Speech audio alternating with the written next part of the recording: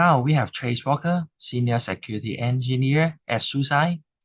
He will be talking about the zero effort, zero trust to secure API endpoint in Kubernetes. Thanks, Trace Walker.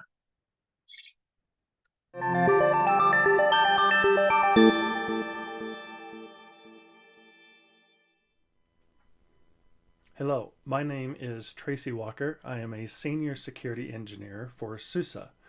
And let me first thank you for watching this video. It is an honor to be speaking for API Days Connect in Hong Kong for 2023. This video will be about protecting API endpoints in Kubernetes and protecting those endpoints with minimal effort, zero effort, and also using zero trust principles to secure those API endpoints. When I was approached about speaking about API security and how to secure API data, how to ensure API privacy, the very first thing that came to mind was security.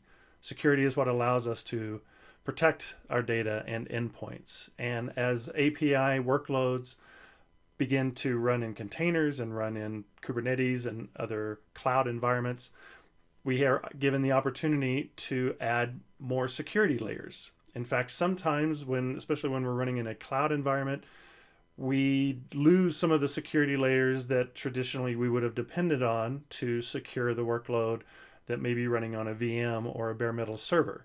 But running in containers, running in Kubernetes, running in cloud environments, we are given the opportunity to add security layers that we can control that will further secure our API endpoints, even if we lose other security layers because it's not the same bare metal kind of environment that we're traditionally used to.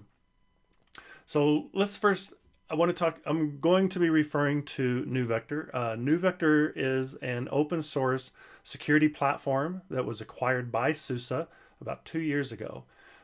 Since then, SUSE has made NeuVector 100% open source. Prior to this, we were a closed source application.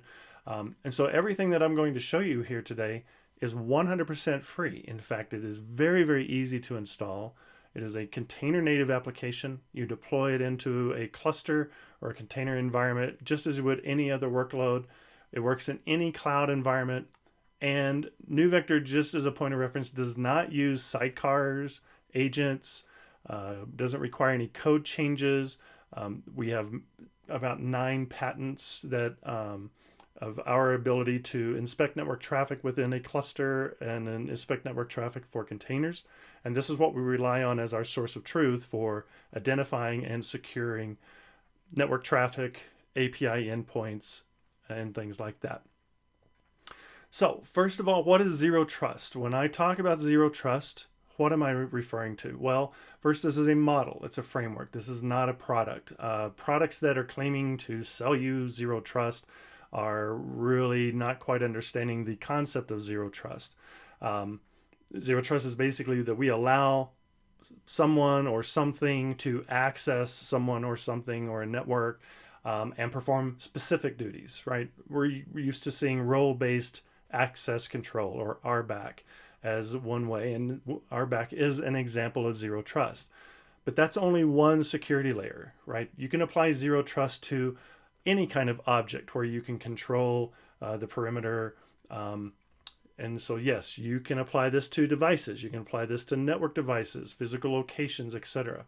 So the 4 principal concepts that really define zero trust are: it is deny all by default, which means we are going to deny everything, every activity, except for the activities that we allow. And we call these allow rules. So when we have allow-based security policies, that means we know the things that we want to allow, and everything else is denied unless it can be authorized and authenticated for performing certain functions.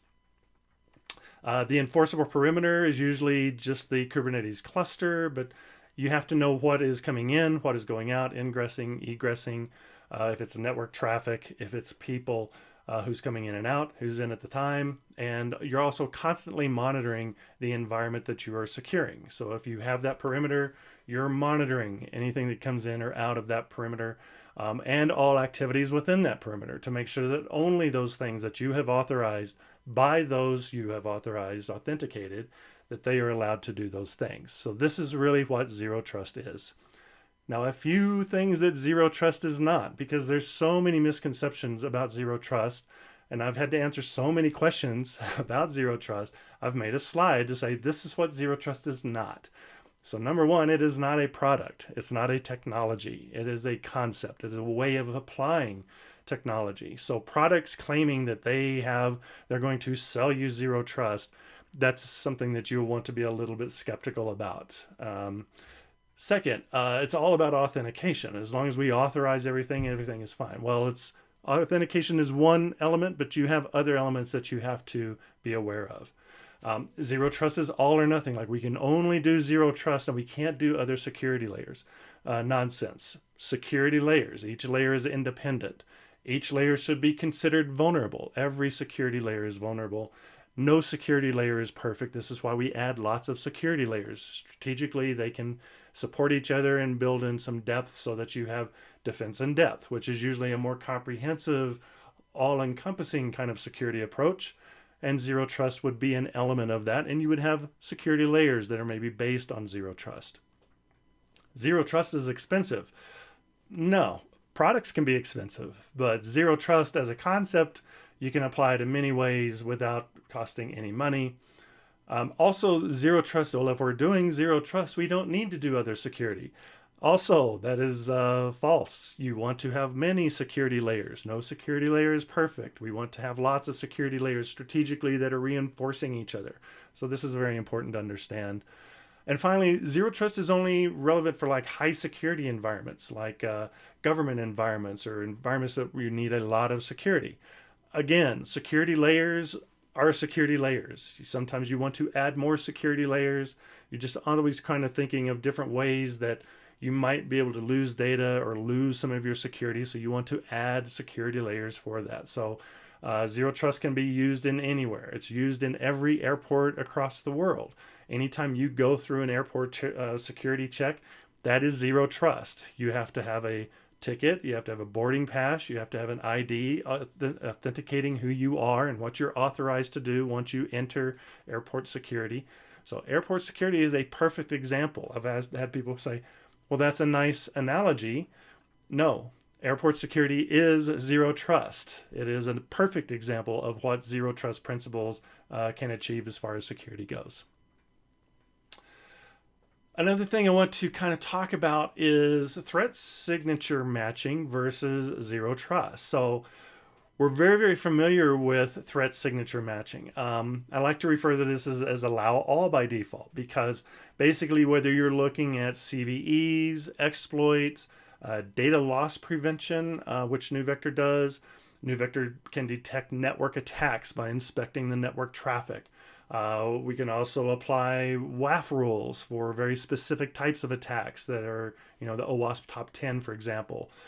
Malware, ransomware, anything that has a signature.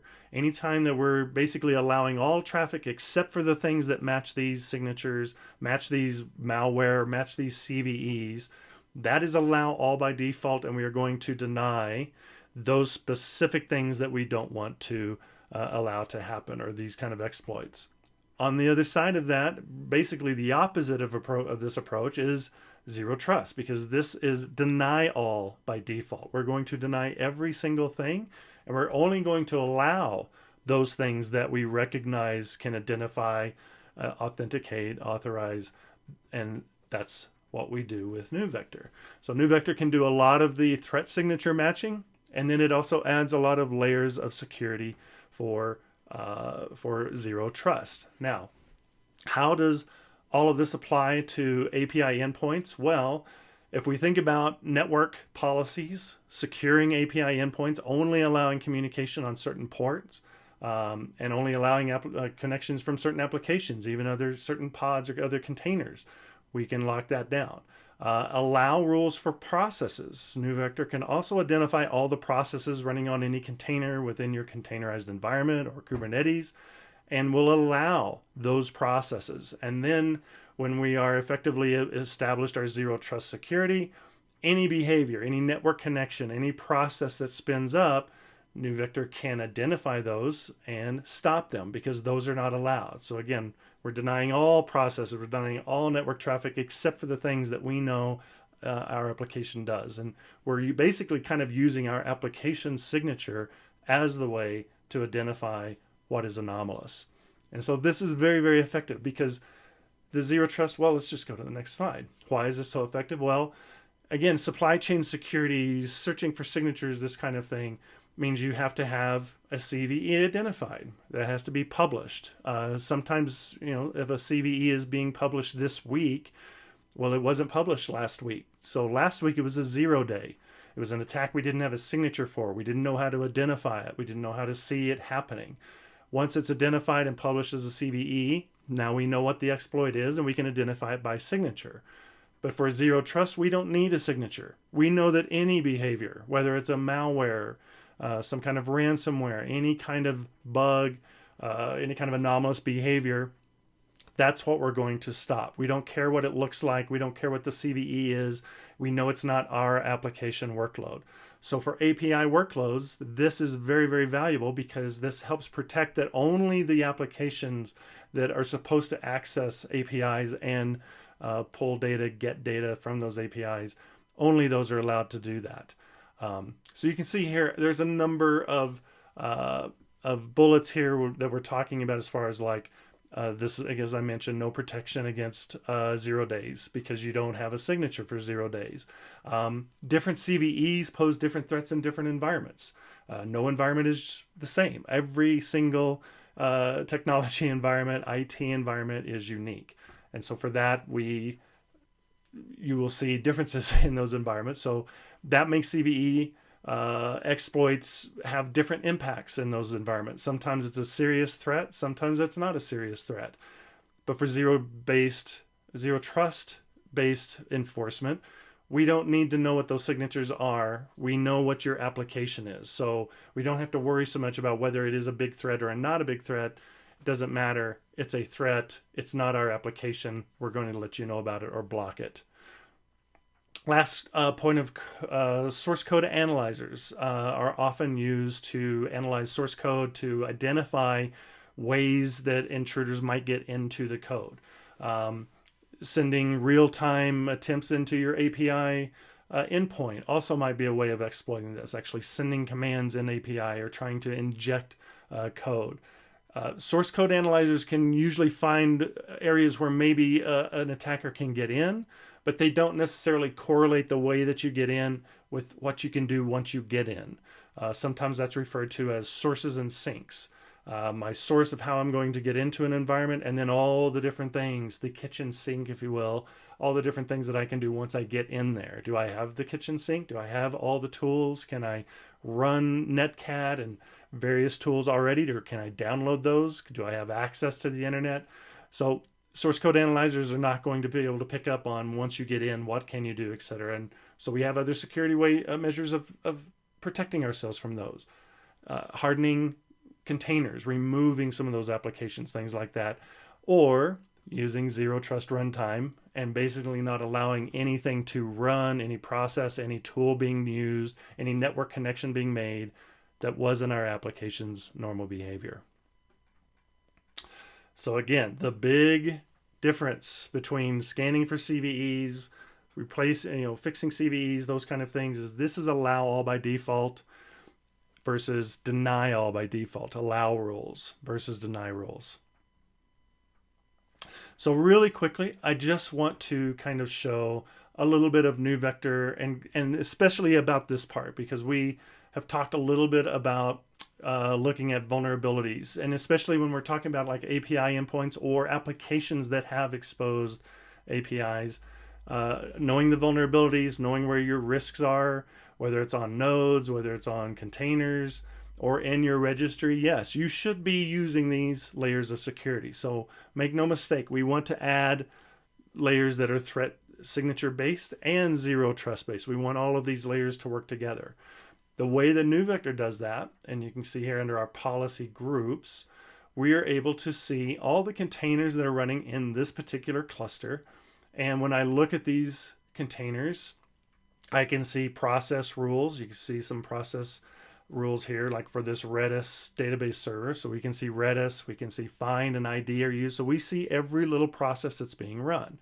We also see all the network rules, and you can tell that this is a layer 7 network because you can see the application layer is Redis. In fact, in the network rules section here, we're showing all of the network rules that NuVector has automatically created for all the workloads in this cluster. And you can see these are all allow rules. Notice that on many of these where you see like Redis, DNS, HTTP, we are not locking down the ports. So if you're randomizing ports or doing some other security measures there, that won't impact NuVector. We will create a layer 7 rule. We will validate that traffic is always using that layer 7 protocol. And we will also look for threats in that protocol. The threat matching is signature matching. We will look for those signatures, but we will also use the zero trust to say whether that network traffic should be allowed or not based on our application behavior. Where in cases where we don't see an HTTP protocol, or perhaps it's shell ingress, you can see TCP port 8080. So we can see shell, we can see behaviors that are not using a layer 7 protocol. And this is exactly how we would secure an API endpoint. We would create network rules for that. We would also create process rules for those applications. So as I come down here, those application rules, like the process rules that you see here, that's what we are going to enforce. You can see that there are allow rules here. And when we create these rules, you can see this is in a monitor. So we can create the rules automatically using discover mode. And we can also lock those rules down in monitor mode where we will only alert you. Or if we are in a discover or a protect mode, then we can also automatically block. So this gives us the ability to collect data without impacting the application. We won't block any processes. We won't block any network connections. Gives you a way to test that out, or just to monitor things. Maybe you don't want to turn on the protection. You want to keep it in monitor mode and just collect a lot of data. So you're able to do that, or put the protect mode on where we will both alert and block that protection. So that's just a very quick review of how NuVector is able to create rules for processes and network. Normally when we do a live demo, we can kind of show how we can move from monitor to protect and block unknown activities and things like that. But the real point is to be able to get visibility of the network traffic within a containerized environment, within a Kubernetes cluster, and be able to add security layers within that cluster without slowing down the application, without a lot of effort, and without any risk to performance or impacting the application negatively. So again, as just a quick summary, the zero effort part of doing zero trust is that NuVector is extremely easy to install. A typical install using Helm takes about 5 minutes if you're not doing any kind of configuration or deep integration or anything like that. Yes, you can quickly deploy into an environment. You can even use NuVector as a rapid response tool, but you can deploy, you can immediately begin to see all of your network traffic, all the activity around your API calls, your API workloads, and be able to secure those workloads very, very quickly and fully automatically if you so choose. Everything in NuVector can be done manually, and almost everything can also be done automatically because it will automatically learn your behaviors. It will build those process rules for you. It can even move from the discovery learning mode to the monitor or protect modes to establish that zero trust perimeter and alert you to any anomalous behavior within that environment. Again, thank you so much for spending the time to watch this video. It has been an honor to create this for API Days Connect in Hong Kong 2023. My name is Tracy Walker. I'm a senior security engineer for SUSE, and thank you for hearing my talk about API security and NuVector.